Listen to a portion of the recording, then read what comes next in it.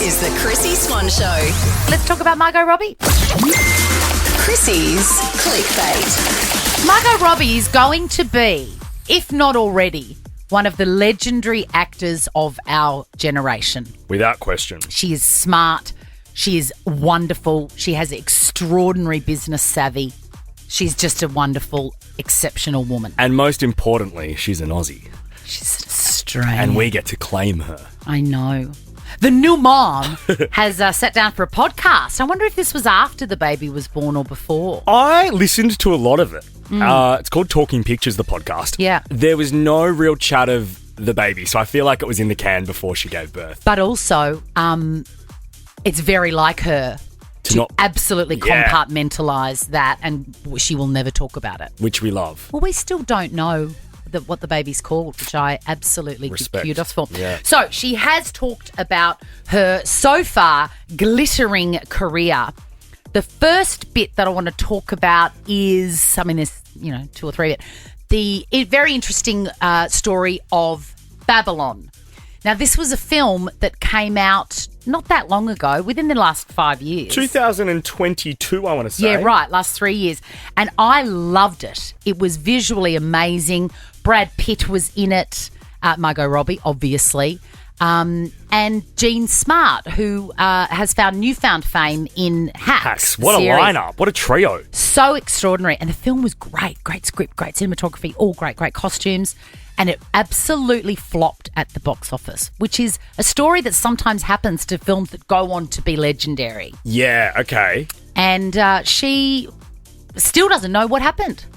It's a total history lesson on this critical moment in movie history. So I don't get it. I don't get it either. And I know I'm biased because I'm like very close to the project, and so obviously I believe in it, but I still can't figure out why people really hated it. I wonder if in 20 years people are going to be like, wait, Babylon didn't do well at the time? That's crazy. When you hear something like Shawshank Redemption was a failure at the time, or whatever it is, and you're like, how is that possible? Yeah, some of our favourite films just absolutely tanked at the box office. I didn't know that about Shawshank. Yeah. Because the way our friends Brownie and Payne, my God, the way they crapped on about it was as if it was the best thing that's happened since sliced bread.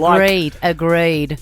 When she did I, Tonya, which is it's a biopic of Tonya Harding, I think her name is, the very scandalous ice skating story. Now, Margot produced that as well. It was kind of her first foray and starred in it. And I feel like that really gave her enormous confidence in the biz. And it gave her the courage to reach out to Quentin Tarantino, one of the most influential directors of our time, and say, hey, I'd like to work with you. But she didn't just do it via a manager, which is what everyone would do. She did it in a way that would speak to Quentin Tarantino. Obviously, you have an agent at this point. You call them and say, hey, can I get a meeting with Tarantino? He'd probably have done the meeting, but I don't know if he takes generals though, but I'm a huge Tarantino fan, so I'd read about him. I know that he is a bit more of an analog kind of guy. Everyone knows Tarantino doesn't have a cell phone, and everyone knows that he handwrites the front page of his script. So I thought it needs to be a handwritten letter, and I'm a very analog person too. I write. Oh, so this wasn't even typed. You wrote it? No, I handwrote it. Yeah. Smart. She's a good egg. She's a good egg, but she's like, okay, well, how can I make myself different? How can I make myself stand out? Also, I know the voice of a gal after a night partying. She's had a big night just before that podcast. Really? Do you think? Absolutely. Yeah. There's this little slight huskin' vibe in it. Really? I love it. Well, maybe she's just crying in the corner because her newborn won't be quiet. Who knows? Or that. Let's move on to more Ariana Grande content. I love this song. Reminds me of Lucy Durack every time I hear it. Of course, it's popular from Wicked, which is, raking it in at the box office, and rightly so. Her music team put to her, hey, why don't we mix things up a bit? Why don't we do a rap version of this? And Ariana Grande said, no.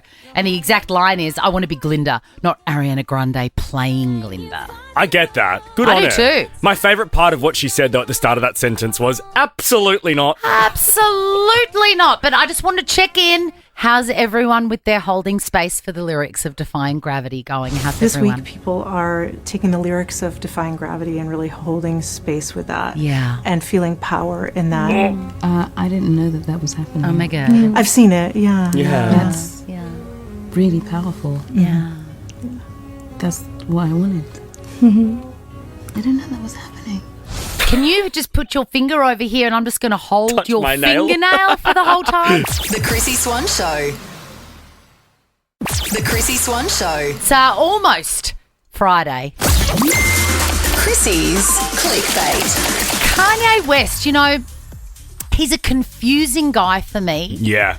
because I feel like he made his ex-wife's life a living hell. So that's 0 points from me.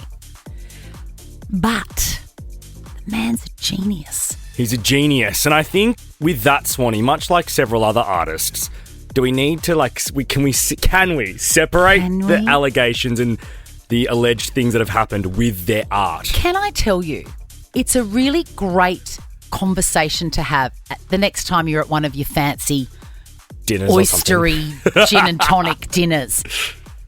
Because there's really no answer, but it's really interesting to see where people stand on can you separate the art from the human? It's For very mine, interesting. I can. Can you? Sometimes. Right, depends. Well, and it does depend for you. I mean, we're having this conversation now, but I'm fairly sure, given how much deep diving you've done on the P. Diddy case, you don't enjoy P. Diddy music as much as you did, and it feels weird. See, maybe it makes To me think appreciate it. Yeah, I can still listen to it though. I still think when I'm listening, he's a bad dude, but this is a great song. The reason being, I don't think me stopping listening to his music's going to change any outcomes or rewrite history. I agree, it doesn't, but it affects my enjoyment of that art. Yeah, okay. And the whole reason I listen to music is because I you enjoy want to it. feel good. Yeah, and that stops it dead. I get what you're saying. Anyway, Kanye's got a new song and it features his 2 daughters, Chicago and Northwest, in it, visually and audio. So they sing on it and they're in the video, and I cannot recommend it enough. The video's just come out, and it's the way I would describe it, Swanee. It's like Mario Kart meets Palm Springs Meets Mad Max. Meets Mad Max meets the future. It is meets Gremlins after midnight. Yeah. It's extraordinary. Alrighty, let's listen to North's hook. Ohayou gozaimasu. Konnichiwa. Ohayou gozaimasu. Konnichiwa. The gal can speak Japanese. And they love Tokyo, don't they? Yeah. Watashi no wai wa no su-chan. Watashi no wai wa no And the su-chan. thing is as well, he did make Kim's life a living hell, but gosh, he's made those kids' lives interesting. And then Chicago. In Chicago, you know I'm the one. I like to have fun. I like to go to the beach. I like the sun. You know it's shy. I only wave when It's I'm shy. telling them bye. That's her nickname, Shy. Shy. I feel like it's very wrong, but I'm obsessed with those girls, those kids. Why? That's not wrong. They're so interesting. They're the most interesting children apart from my own. I'm with you, Swanee, because you can tell Shy and North are very different. Yes. North's hectic like her dad and a bit crazy in a great way, but then Shy seems very much like Kim and gentle. Agreed. And like cutesy. Try and Google that video because it is absolutely mind-blowing. You would have never seen anything like it. It's called Bomb. Now let's move on to Robbie Williams. There is a biopic coming out about his extraordinary life. It's easy to forget because he's quite overexposed, you know, that he has had the most extraordinary life, ups, downs, fame, alcoholism, drug addiction, all of it. Yep. And he's really open about it, and this film is going to cover off everything. There is an interesting element in the film in that the old Robbie Williams through the years is not played by a computer-generated version that you would recognise. It isn't played by an actor that might bear a passing resemblance to a young Robbie Williams. It's actually played by a CGI monkey, and it makes perfect sense to me. And this is Robbie talking about it last night on the red carpet at the premiere of the movie. Because it's unusual, right?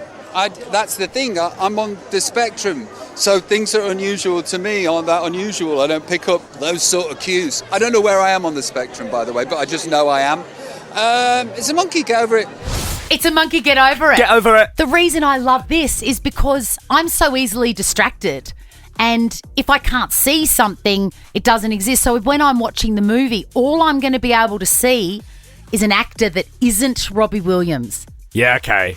If I'm looking at a monkey that sounds like Robbie and looks like Robbie, I will believe that from the get-go to the end. And you'd stay focused on it. I'll accept that in the very first moment that that's Robbie, and then I'll never think about it again. Yeah, I get what you're saying. I'm excited to see it now. I can't wait to see it. Our pal Lauren Phillips saw it and said it was unbelievable. Really? Yeah. And we were at the filming of the Take That scenes at the last Robbie Williams concert. In cinemas Boxing Day, I believe. Ricky Lee, Tim and Joel are up next. Have a beautiful night. See you guys. Now check this out. The Chrissy Swan Show is a Nova podcast. For more great comedy shows like this, head to novapodcast.com.au.